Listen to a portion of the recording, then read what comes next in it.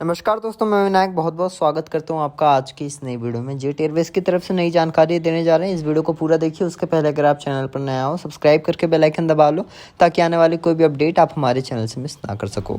दोस्तों, आपको बताना चाहेंगे दिवालियापन अदालत में ट्रांजिट पड़ाव के बाद यहां पर पुनरुद्धार का प्रयास करने वाली पहली वाहक जेट एयरवेज की दिवालिया जो प्रक्रिया है उसमें काफ़ी सारी जो चुनौतियां हैं वो सामने निकल कर आ रही हैं, जिससे बेहतर समझ सकते हैं कि आपको बता दें दिवालियापन संहिता आईबीसी कैसे काम करती है। आपको बता दें एयरलाइंस इस मामले पर नज़र रखने के लिए विशेषज्ञों को कहा गया है। जेट ट्रेड यूनियनों ने अपीलनीय न्यायाधिकरण में कार्लॉग जलान कंसोर्टियम की समाधान योजना के नेशनल कंपनी लॉ ट्रिब्यूनल की मंजूरी को चुनौती दी है।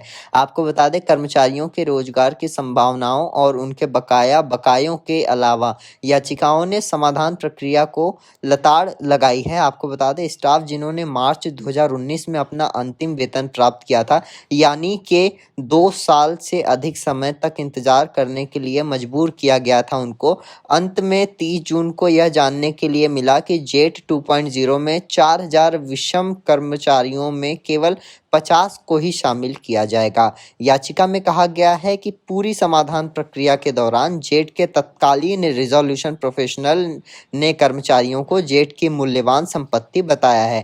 8 जनवरी के एक एनसीएलटी के आदेश ने भी उन्हें संपत्ति माना जो एयरलाइन चलाने की प्रक्रिया में बेहद परिचित हैं और इसलिए उनकी ज़रूरतों का ठीक से ख्याल रखते हुए संरक्षित उन्हें किया जाना चाहिए। हालांकि अंत में आरपी ने उन्हें पुराने ज्ञान के साथ कार्यबल के रूप में माना, बोझिल और इसलिए सेवाओं से बाहर करने की आवश्यकता है, संघ की याचिका में कहा गया। आपको बता दें एक कानूनी फर्म S&R एसोसिएट्स के पार्टनर सुदीप महापात्रा ने बताया कि जेट एयरवेज की समाधान प्रक्रिया 2 साल से चल रही है। ऐसे में उनको जो कर्मचारी हैं उनको बेरोजगार रखना, काफ़ी समय से लंबे समय तक उनको बेरोजगार रखा गया।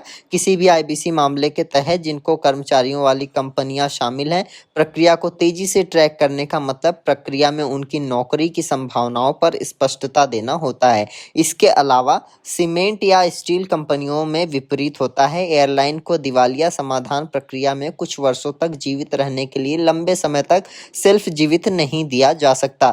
आपको बता दें दिवालियापन एयरलाइंस उपभोक्ता की प्रतिक्रिया, लोगों ने हवाई टिकट की बुकिंग बंद कर दी यदि एयरलाइन ने परिचालन को निलंबित कर दिया है तो, जिससे कि जेट एयरवेज के मामले में तो ये हुआ कि हवाई अड्डे के स्लॉट्स बहुत महत्वपूर्ण संपत्ति होती है किसी भी एयरलाइन के लिए, सुरक्षित नहीं किया गया उसके स्लॉट्स को। और वहीं आईबीसी एक लंबी प्रक्रिया होती है जिसमें साल या 2 साल तो लग ही जाते हैं। सवाल यह है कि क्या एयरलाइन की दिवालिया होने को आईबीसी के तहत एक अलग फास्ट ट्रैक प्रक्रिया के माध्यम से नियंत्रित किया जाना चाहिए। एक आदर्श दुनिया में एक प्री पैकेज्ड इंसॉल्वेंसी प्रक्रिया जो 60 से 90 दिनों की में पूरी की जानी चाहिए, नए मालिकों को संचालन लेने या फिर से शुरू करने की अनुमति मिल सके। इसके लिए एयरलाइन व्यवसाय के लिए एक बेहतर होगा, ऐसा वहां पर बताया गया। वर्तमान में आर्थिक स्थिति को देखते हुए सामाजिक और राजनीतिक मुद्दों में रुचि रखने वाले एक गैर लाभकारी think tank centre for public policy research के अध्यक्ष डॉक्टर डी धनराज ने कहा कि भारतीय श्रम कानूनों के तहत एक कंपनी को अपने कर्मचारियों के बकाया का भुगतान करने के लिए वैधानिक दायित्व है। भविष्य निधि एक कंपनी के पतन की स्थिति में इन संवैधानिक देय राशियों के भुगतान के लिए तंत्र क्या है। आपको बता दें इन पहलुओं को स्पष्ट रूप से स्पष्ट नहीं किया गया है। विशेष रूप से दिवालियापन अदालत के चित्र में आने के साथ ये बताया गया कि उनका कहना यह है कि जिन मामलों में श्रम कानूनों और आईबीसी के बीच परस्पर प्रक्रिया शामिल है, यह स्पष्ट नहीं किया जा सक रहा है कि ये वैधानिक बकाया एनसीएलटी की कार्रवाई का हिस्सा होना चाहिए या क्या यह श्रम विभाग की समस्या है। आपको बता दें विमानन विशेषज्ञ परवेज दामनिया ने बताया जेट की सकारात्मक इक्विटी पूरी तरह से खत्म हो गई है, लाइसेंस के अलावा मूल्य क्या बचा है। उन्होंने हवाई अड्डे के स्लॉट का जिक्र करते हुए कहा कि सरकार हमेशा के लिए स्लॉट्स पर कैसे पकड़ बना सकती है। यदि स्लॉट अन्य एयरलाइनों को दे दिए जाते हैं तो वो उन्हें वापस कैसे देंगे।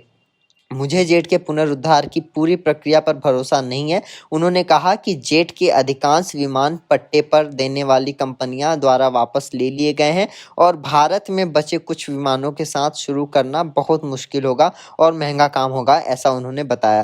तो ये सारा जेट एयरवेज की अपडेट है। बाकी अब जेट से को हम ट्रैक कर रहे हैं, फिर से जो भी अपडेट हमें प्राप्त होगी हम आपको अपडेट करेंगे। वीडियो देखने के लिए आप सभी लोगों का बहुत बहुत धन्यवाद। आप देख रहे हैं इंडियन गुरु में, हूँ आपका दोस्त नायक। मिलता हूं नेक्स्ट वाली जानकारी के साथ। टिल देन जय हिंद, वंदे मातरम।